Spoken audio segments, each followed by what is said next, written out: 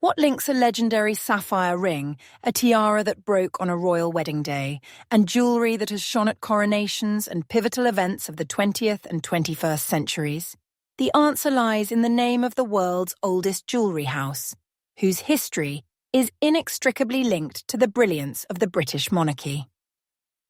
Today we delve into the treasury of Garrard.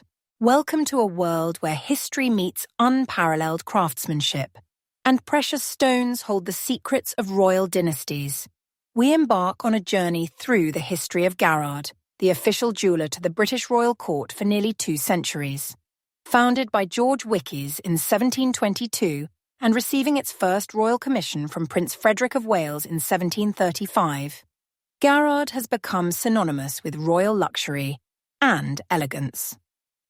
In 1843, under the patronage of Queen Victoria, the house received the highest status of official crown jeweller, responsible for the creation, care, and alteration of the monarchy's most iconic regalia and personal jewellery.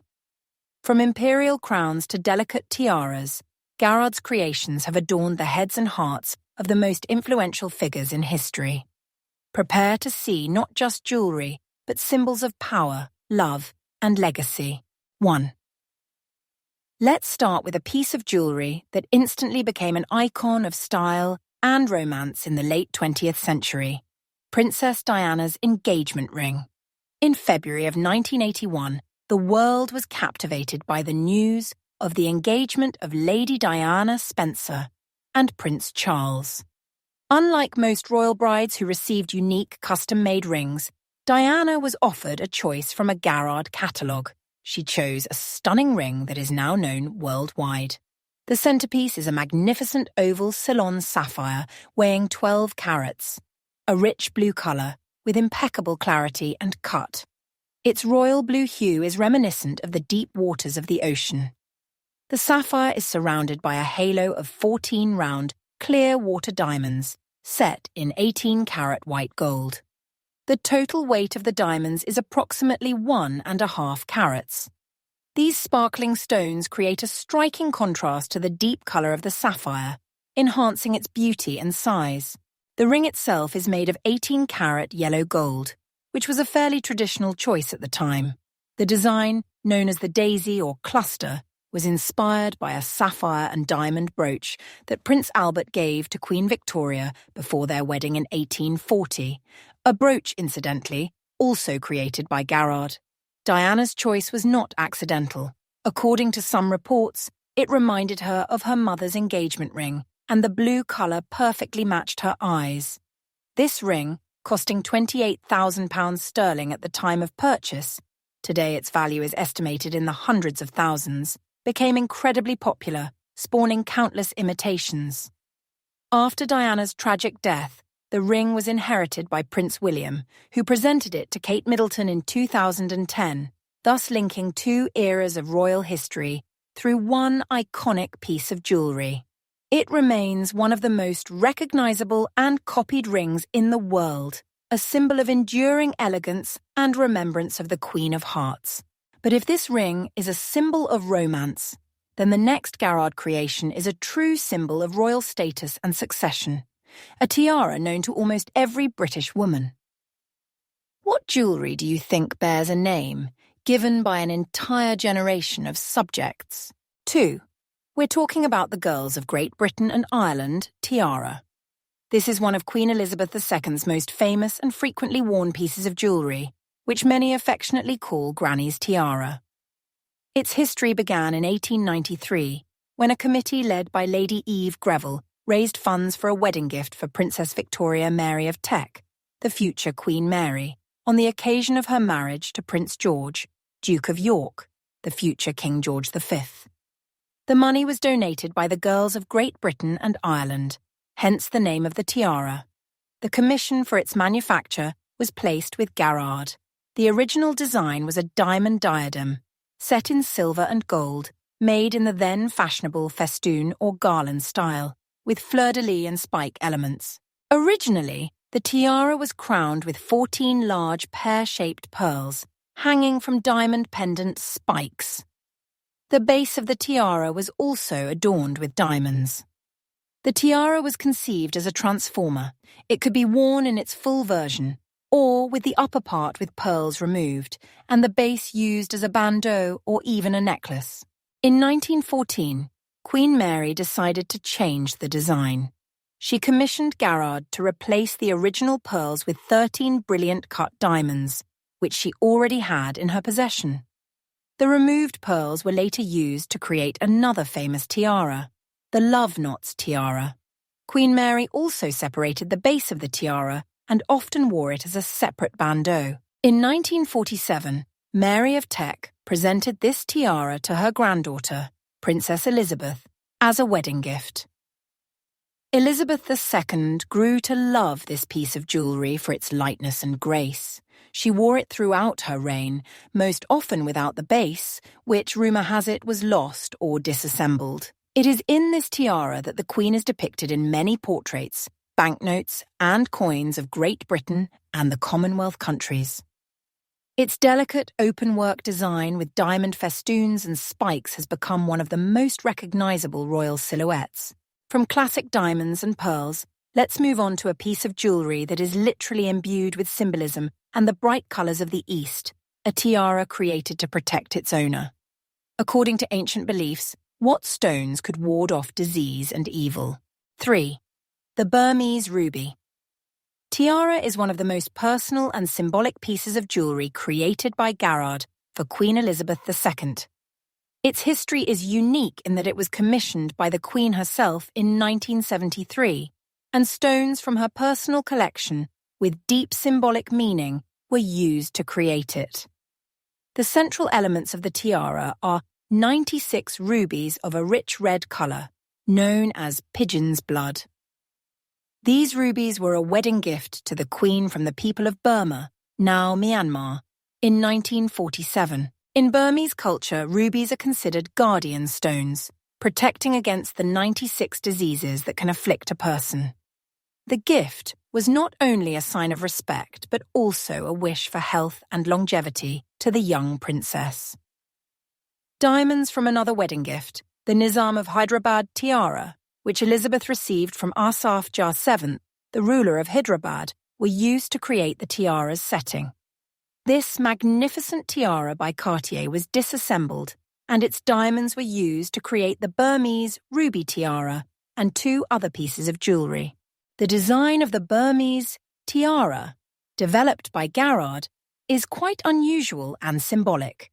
It is a wreath of heraldic Tudor roses made of diamonds with large rubies in the centre of each flower. The roses of silver and diamonds are inlaid with gold. The alternation of white diamond petals and fiery ruby centres creates a vivid and memorable image.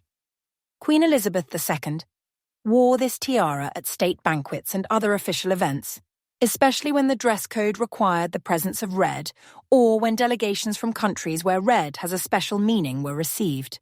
Despite its symbolic importance, this tiara is considered one of the least favourite among royal fans due to its somewhat heavy design compared to other, more open-work tiaras of the Queen. Nevertheless, it remained an important part of her personal collection, created by Garrard by her own order and filled with deep meaning. From the fiery rubies of Burma, let's move on to the cool, icy shades of stones from the New World. Imagine a piece of jewellery that has grown and changed over the decades, becoming more and more majestic. How did a gift from one country turn into a whole parure, created by the hands of Garrard's craftsmen? 4. The Brazilian aquamarine tiara is not just a tiara, but part of a magnificent parure set of jewellery whose history began with a generous gift and continued for decades. In 1953, in honour of the coronation of Elizabeth II, the President and people of Brazil presented the new Queen with a stunning gift, a platinum necklace and a pair of earrings with large rectangular aquamarines of impeccable blue colour and diamonds. Aquamarines mined in Brazil are famous for their clear, rich colour and size. The Queen liked this gift so much that she wanted to complement it with a tiara. In 1957, she commissioned Garrard to create a tiara that would harmonise with the necklace and earrings. The first version of the tiara was relatively modest, a platinum bandeau with 3 vertical elements topped with large rectangular aquamarines surrounded by diamonds. The Queen also received the stones for this first tiara as a gift from the government of Brazil, which learned of her desire to expand the parure. But the story did not end there. In 1958, during a visit to Brazil, the Queen was presented with even more aquamarines and diamonds, including a bracelet and brooch corresponding in style to the original gift. Now, with even more stones, the Queen turned again to Garrard in 1971 to remake and enlarge the tiara. Garrard's craftsmen added 4 new ornamental scroll elements between the original 3 aquamarine posts and replaced the central stone with an even larger aquamarine, the very one that originally adorned the pendant on the necklace. The necklace, in turn, was shortened. The new version of the tiara became much more impressive and majestic. Its design with large geometric aquamarines and diamond elements looks modern and effective. Elizabeth II often wore this tiara and the entire aquamarine parure throughout her reign, especially at events where a bright colour accent was required. Transparent blue aquamarines look great in the artificial lighting of banquet halls. This tiara is a prime example of how Garrard worked with the Queen's personal orders, adapting and developing the design of jewellery in accordance with her wishes and available jewels. From the geometric austerity of aquamarines to the delicate curves of nature, there is a tiara whose design is inspired by a flower symbolising purity and rebirth, and which has been passed from one influential royal lady to another. Whose path did this elegant diadem repeat before adorning the head of the future Queen? 5. The lotus flower tiara, also known as the papyrus tiara, is a graceful and elegant piece of jewellery with a rich history and connection to 3 generations of royal women. Its history begins in 1923 when the Duke of York, the future King George VI, presented his bride, Lady Elizabeth Bowes-Lyon, the future Queen Mother, with a diamond and pearl necklace from Garrard. Just 6 months after the wedding, Elizabeth decided to remake this necklace into a more fashionable and comfortable tiara. She turned again to the craftsmen of Garrard, who created this beautiful piece of jewellery. The design of the tiara is inspired by Egyptian motifs, which were very popular in the 1920s after the discovery of Tutankhamun's tomb. It is made in the form of stylized lotus flowers, or papyrus leaves, hence the second name, of diamonds, connected by arches, also decorated with diamonds. Initially the tiara was crowned with pearls, but later the Queen Mother ordered Garrard to replace them with diamonds, which gave the piece even more shine. The tiara is made of platinum and is lightweight and open work. It can be worn both traditionally on the head and low on the forehead, in the style of a bandeau, which was very fashionable in the 1920s. The Queen Mother often wore this tiara in her youth. In 1959, she gave it to her younger daughter, Princess Margaret, who also loved this piece of jewellery very much and often appeared in it at official events and photo shoots. After the death of Princess Margaret in 2002, the tiara returned to the main royal collection. Today, the lotus flower tiara is worn by Catherine, Princess of Wales.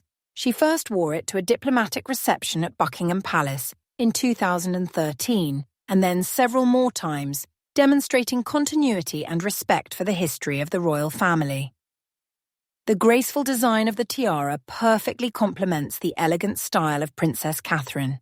This tiara is a perfect example of how Garrard was able to create jewellery that remained relevant and loved for decades, passing from one generation of royal persons to another.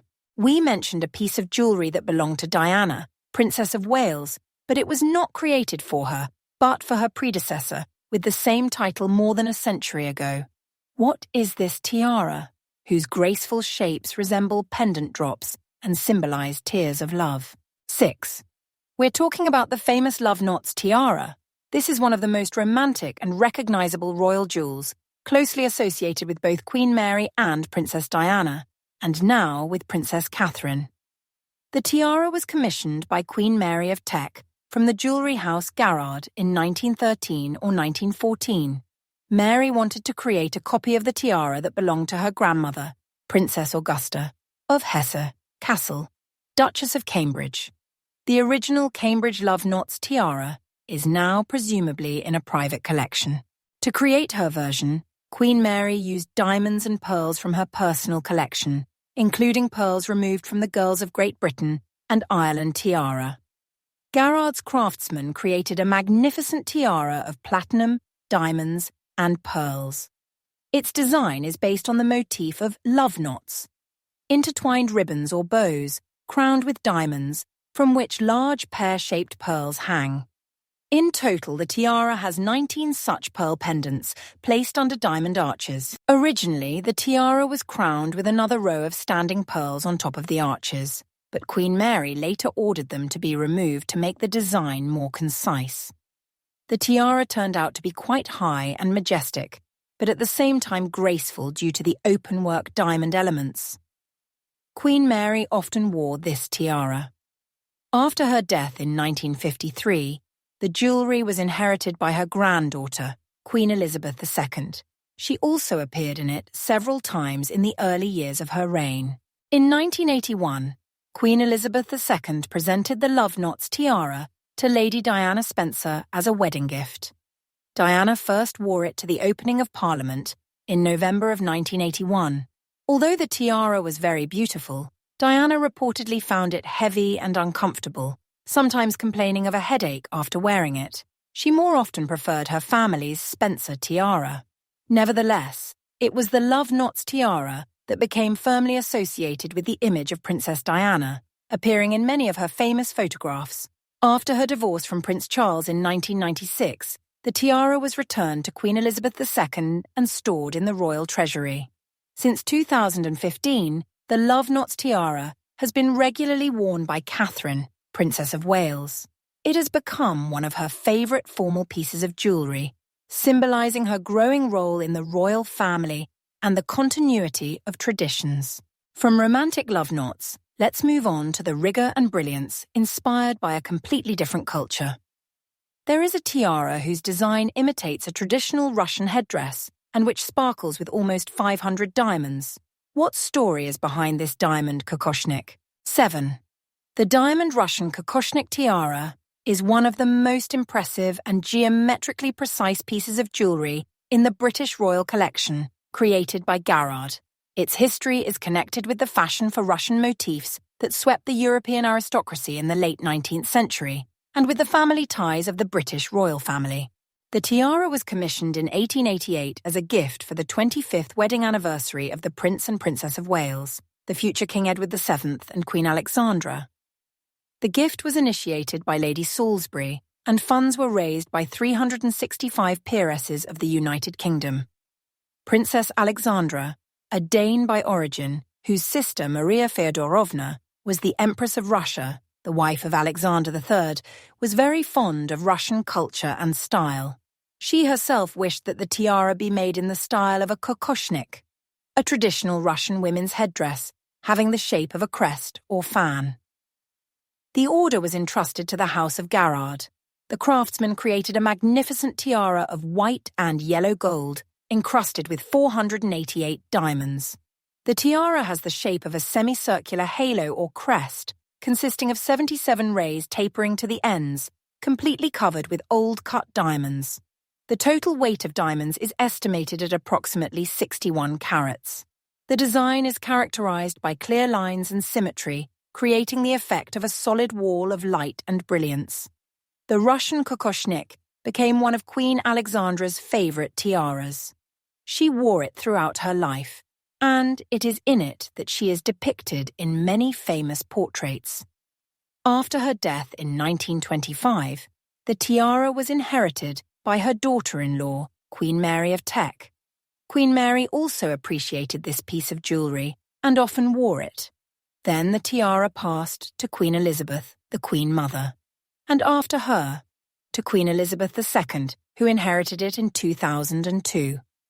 Elizabeth II also repeatedly appeared in this tiara at state banquets and official receptions.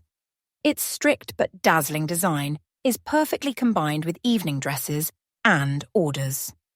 The Russian kokoshnik tiara by Garrard is not only a magnificent example of jewellery art of the late 19th century, but also a symbol of family ties and cultural influence preserved in the British Royal Collection for more than 130 years.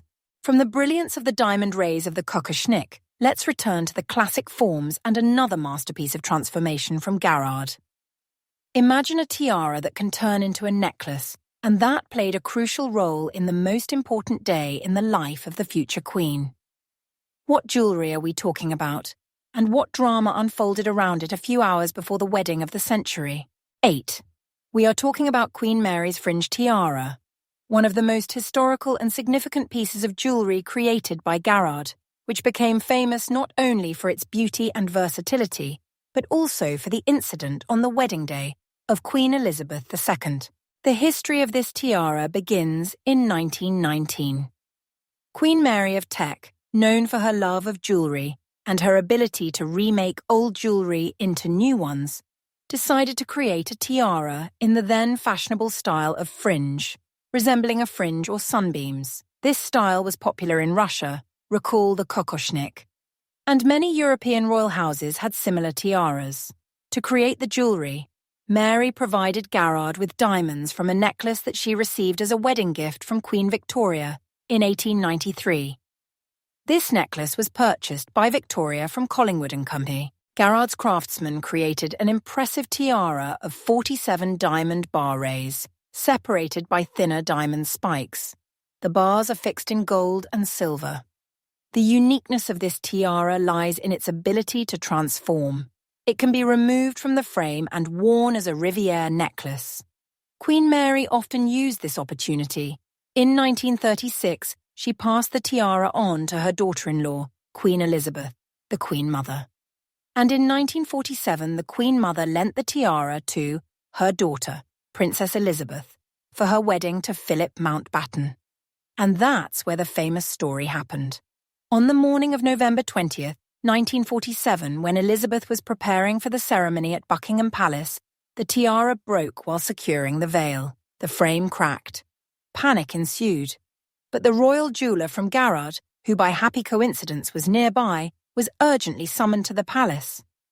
Under police escort, the tiara was taken to the Garrard workshop, where it was quickly and carefully repaired. Just a few hours before the start of the ceremony at Westminster Abbey, the tiara was returned to the princess, and she was able to walk to the altar in this symbolic piece of jewellery of her grandmother. This episode only added to the tiara's historical significance.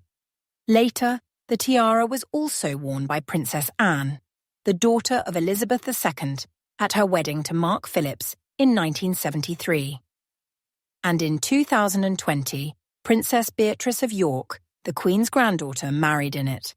Queen Mary's fringe tiara remains one of the most beloved and iconic jewels of the British crown, a Garrard masterpiece symbolising continuity, resilience, and beauty, capable of withstanding even pre-wedding trials.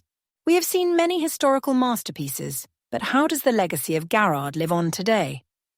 Does the oldest jewellery house create tiaras for modern princesses and aristocrats continuing centuries-old traditions? 9. Absolutely. Although the era of great royal commissions, such as those made by Queen Mary or Queen Victoria, may have passed, the jewellery house Garrard continues to be one of the world's leading creators of jewellery, including tiaras. Their long-standing connection with the British monarchy and experience working with exceptional precious stones, such as the legendary Cullinan and Koh-i-Noor diamonds, Garrard was responsible for their cutting and setting in royal regalia, have given the house undisputed authority and unique skills. Modern Garrard tiaras are distinguished by grace, often a more concise design compared to historical examples, but the highest quality of workmanship and attention to detail remain unchanged. They create both classic designs inspired by nature or historical motifs and more modern abstract forms. For example, the laurel tiara is a graceful halo, reminiscent of a laurel wreath made of platinum and rose-cut diamonds, which gives it a vintage charm.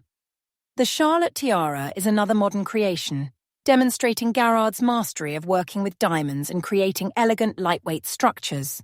Garrard also fulfills private orders for tiaras for modern clients, aristocrats, celebrities, and simply connoisseurs of jewellery art who want to purchase a unique piece of jewellery for special occasions. They continue to use rare gemstones and innovative techniques while maintaining the spirit of elegance and luxury that has made their name legendary. Thus, Garrard not only preserves history, it continues to create it, weaving new threads into the magnificent canvas of jewellery art. From the sparkling regalia of coronations to the delicate symbols of love and family ties, Garrard's creations have become an integral part of the history of the British monarchy and global jewellery art. Each piece of jewellery that we have reviewed today is not just a jewel, it is a witness of eras, a keeper of stories, and a reflection of the personality of its owners. The legacy of Garrard is an unbroken link between the past, present, and future, embodied in metal and stone. What other secrets do the royal treasuries hold, and whose names will be inscribed in the history of the jewellery house in the 21st century? Time will tell. And which of these legendary jewels impressed you the most? Share your thoughts in the comments below. If you enjoyed this journey into the world of royal jewellery, be sure to like, subscribe to our channel, and click on the bell so you don't miss new fascinating stories. Thanks for watching.